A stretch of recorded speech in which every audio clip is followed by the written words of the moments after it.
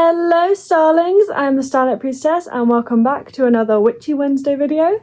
Today we are going to be delving back into the OG version of my Book of Shadows, and we are going to be doing a little quick 101, I suppose, on knot magic. So like not spelled K-N-O-T, like tying a knot, because that is actually, oh no, my pentagram's coming off. I'll have to stick that back on later. Knot magic is an ancient practice and was done to, it's kind of like a very, very mild binding, but they can also be positive.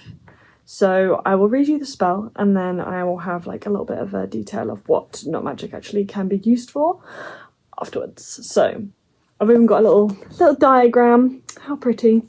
So we would start on one side and then kind of other side in the middle and then bounce until all 9 are there. So there are 9 knots in the knot magic spell. Start with a piece of string, tie a knot, say your intention, tie a knot, say your intention, tie a knot, say your intention, all the way around until the spell's done. So the little rhyming chant: by knot of 1, the spell's begun. By knot of 2, it cometh true. By knot of 3, so mote it be. By knot of 4, this power I store. By knot of 5, this spell's alive. By knot of 6, this spell I fix. By knot of 7, events I'll leaven.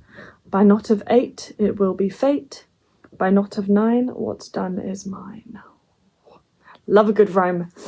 There are also, I've made a note, it's like 3 extra knots can be added.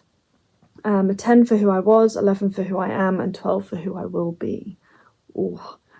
So knot magic is commonly used to seal intentions and bring about events. It is a type of wishing magic, but it's incredibly powerful. When using knot magic, ensure that you have your intentions very, very clear. So, for example, if I was to say, by knot of 1, the spell's begun, I would then speak the intention. So, let's say I am trying to do a financial abundance spell. So by knot of 1, the spell's begun, my financial state improves. By knot of 2, it cometh true, money flows to me easily. By knot of 3, so mote it be, I don't chase money, I attract it, that kind of thing. So be very, very clear with your intentions and what exactly you want the spell to do. It can be used in most any kind of spell. This ritual in itself can be the spell, or you can add it to a charm jar, etc. So you can add it to an entire like full ritual. You can have your candle magic, you can have then this knot spell, then a petition or something like that. You can make like a full kind of like ritual out of it. Or you can just do this in and of itself as like a very quick, like everyday kind of spell magic, that kind of thing. And obviously undoing all of the knots would undo the spell. Logic. And I would say in undoing all of the knots, if you wish to undo the spell, in undoing all of the knots, you say, I undo this spell, I undo this spell, I undo this spell with every knot you undo. You can wear the string until you see your intentions come to you, or you can bury it in a safe place if that is your entire spell. Be very careful with this magic, it is incredibly potent. So, knot magic is, I would say, a very powerful version of, I suppose, beginner spells. As in, like, it doesn't really require a whole lot of ingredients. Like, if you were to just use the knot magic as itself, like you can use an old shoelace, a bit of thread that's come off of something, like there's no, like even better to do that actually, because then it's kind of, especially if it's your clothes, or if you can hear that, I'm really sorry, there are people doing building works downstairs. I live in a flat, I can't help it, I wish they would shut up, but I need to film, so we power through. What was I saying?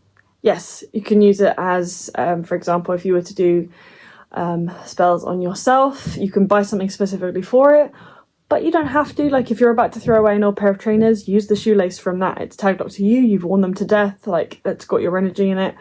Even better if you are doing, say, a healing spell for someone else. and they're about to throw away a jumper, like take a little bit of material off the jumper and then use that for your not magic. It can be both a tag lock and the spell itself, which is like multitasking, you know? It's definitely a potent thing to add to a ritual, or like say if you were to do a jar spell, you would just focus your intent on whatever you're doing for the jar, and then that'll be, you know, adding that intent to the spell. Other than that, yeah, that's kind of it for not magic as like basic 101 type thing. If you want me to actually start showing you some spells on this channel, I would be happy to do that. Or like spells or rituals or things like that. I won't obviously do the ones that I have in my personal book of shadows, but I will do variations of them, just so that the little newbies can see what we're going through, what's going on. If you would like to know a basic breakdown of just like little things that you can do in your everyday life, do check out my books in the descriptions. There's links in the descriptions. I have The Everyday Witch and a little 6-month shadow work journey journal type thing, both of which are available on Amazon and will be linked below. That'll be perfect to get you started on your craft if you haven't already, or maybe just a reminder, because sometimes we need to get back in touch with our roots. But yes, other than that, I believe that is a quick little Witchy 101 video for today. And yeah, be unapologetically you, no shame, and I will see you in the next one. Bye. Shut up.